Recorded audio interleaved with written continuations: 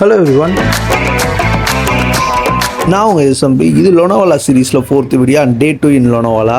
இந்த வீடியோக்கு முன்னாடியே 3 வீடியோ போட்டிருக்கோம் நம்ம சேனலில். சென்னையிலேருந்து லோனாவாலா வந்தது, லோனாவாலாலேருந்து என்னெல்லாம் நடந்துச்சு அப்படின்னு. ஸோ அந்த வீடியோ யாராவது மிஸ் பண்ணியிருந்தீங்கன்னா போய் மறக்காமல் பாருங்கள். அண்ட் இந்த வீடியோ என்னடா அனுமர்வால் மாதிரி போயிட்டே இருக்கே அப்படின்னு எனக்கும் தான் தோணுது. வேகமாகவே முடிச்சிடலாம். அன்னைக்கு காலைல 7 மணி இருக்கும். கோழி குக்கரக்கோன்னு கூற நேரம்.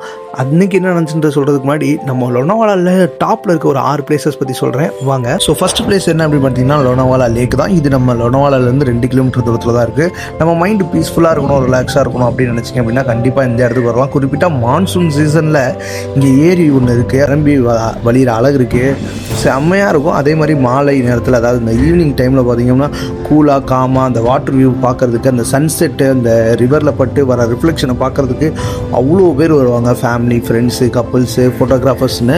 ஸோ அதை பார்க்கவே ரொம்ப அழகாக இருக்கும். ஸோ இல்லை டென்ஷனான லைஃப்பில் இருந்து கொஞ்சம் ரிலாக்ஸ் பண்ணணும்னு சொல்லிட்டு நினைக்கிறவங்களுக்கு இந்த இடம் ரொம்பவுமே பெஸ்ட்டான ஒரு பிளேஸ் தான். ரெண்டாவது புஷி டேம். இது லோனாவாலாலேயே ரொம்ப ஃபேமஸான இடம் அப்படின்னு சொல்லலாம். ஸோ இது ஜஸ்ட் ஒரு 6 கிலோமீட்டர் தான் தள்ளி இருக்குது லோனாவாலாலேருந்து. ஸோ இங்கே குறிப்பாக பார்த்தோம் அப்படின்னா மழை காலத்தில் அந்த டேம் ஃபில் ஆகி வெளியில் கொட்டுற தண்ணி இருக்குல்ல, அந்த ஸ்டேர் கேஸில் உட்காந்து பார்க்குற காட்சியும் சரி ரொம்பவுமே சூப்பராக இருக்கும்.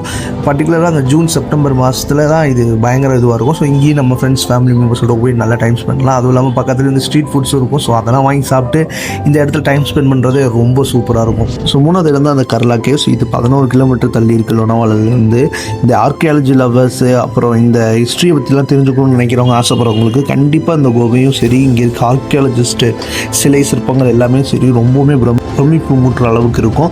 இப்போ இருக்க மாடர்ன் டெக்னாலஜி வச்சு ஒரு விஷயத்தை ஈஸியாக டிசைன் பண்ணுறதோ கட்டிடுறதோ பண்ணிடலாம். பட் 2000 வருஷத்துக்கு முன்னாடி இவ்வளோ விஷயங்கள் பண்ணியிருக்காங்க அப்படின்னு நினைக்க போகும்போது ரொம்ப ஆச்சரியமாக இருக்கும். இந்த இடத்துல பல ஆச்சரியங்களும் இருக்குது. ஸோ இதை நீங்கள் மார்னிங் டைமில் போய் விசிட் பண்ணி பார்த்தீங்கன்னா கரெக்டாக இருக்கும். பார்க்கணும்னு நினச்சிங்கன்னா மறக்காமல் விசிட் பண்ணி பார்க்க. ஸோ 4வது இடம் தான் இந்த டைகர் பாயிண்ட். லோனாவாலா வந்தவங்க மறக்கவே மிஸ் பண்ணாமல் பார்க்கக்கூடிய ஒரு இடம் அப்படின்னா இந்த டைகர் பாயிண்ட் தான். இது ஜஸ்ட் ஒரு 12 கிலோமீட்டர்ஸ் தான் தள்ளி இருக்குது. இந்த இடத்துல மிகப்பெரிய ஸ்பெஷல் அப்படின்னா என்ன இருக்குன்னா, இந்த பள்ளத்தாக்கு வியூவும் இந்த மழை காலத்தில் முழுக்க மேகம்லாம் சூழ்ந்துருக்கும். ஸோ அந்த டைமில் நம்ம போய் நிற்க போகும்போது மேகமூட்டங்களுக்கு நடுவில் இருக்க மாதிரி இருக்கும் அப்படின்னு சொல்லியிருக்காங்க. அதே மாதிரி மார்னிங் டைமில் சன்ரைஸ் பார்க்குறதா இருக்கட்டும் சரி, ஈவினிங் டைமில் சன்செட் பார்க்கறதுக்கும் செம்மையான ஸ்பாட் அப்படின்னு சொல்லியிருக்காங்க.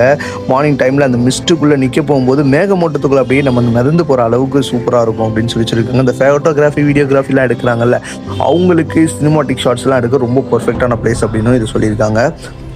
5வது இடம் ராஜமஞ்சி ஃபோர்ட். இது ஒரு அட்வென்ச்சரான ஒரு பிளேஸ் அப்படின்னு சொல்லலாம். இது ஒரு கோட்டை பகுதி, மலை மேலே இருக்குது. இது ஒரு 15 கிலோமீட்டர் தள்ளி இருக்கிற லோனாவாலாலேருந்து ஒரு ஹிஸ்டாரிக்கல் ட்ரெக்கிங் டெஸ்டினேஷன் அப்படின்னு சொல்லி இதை சொல்கிறாங்க. மழை காலத்தில் இங்கே ட்ரெக்கிங் பண்ணுற எக்ஸ்பீரியன்ஸே வேறு மாதிரி இருக்கும். ரொம்ப அழகாக இருக்கும், ரொம்ப பசுமையாக வாட்டர் ஃபால்ஸஸ்லாம் சேர்ந்து ஒரு சினிமாட்டிக் அட்மாஸ்பியரை கொடுக்கும் அப்படின்னு சொல்லியிருக்காங்க. அண்ட் இது ட்ரெக்கிங்க்கு பெஸ்ட் பிளேஸ். அண்ட் இந்த கோட்டை ஒரு அரசரோட ஹிஸ்ட்ரியை சம்மந்தப்படுத்துகிற ஒரு இடம் அப்படின்னு சொல்லியிருக்காங்க.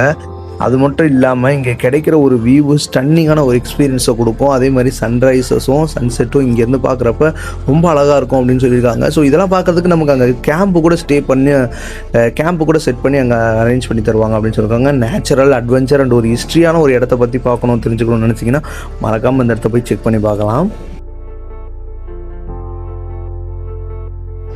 6வது பிளேஸ் லொஹாரா ஃபோர்ட்.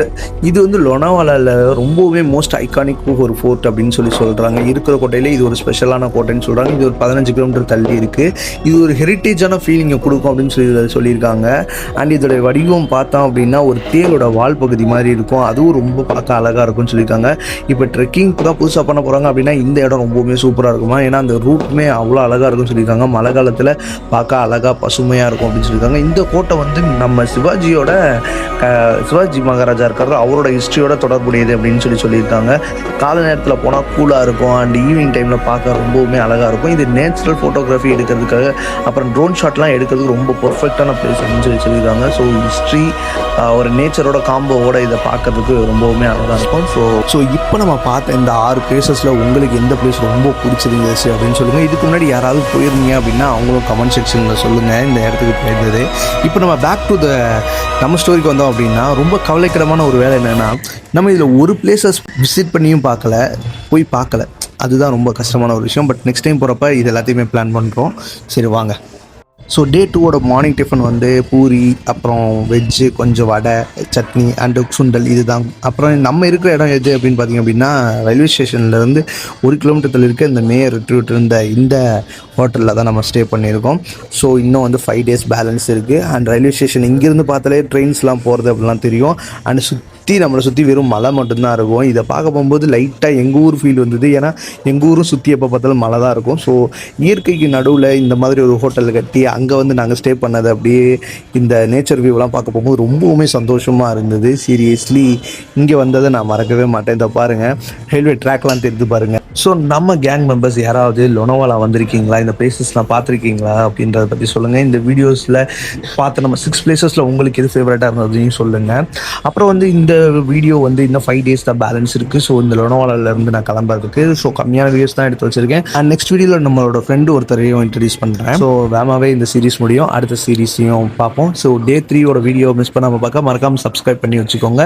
நெக்ஸ்ட் வீடியோவில் பார்ப்போம் கைஸ், பாய்.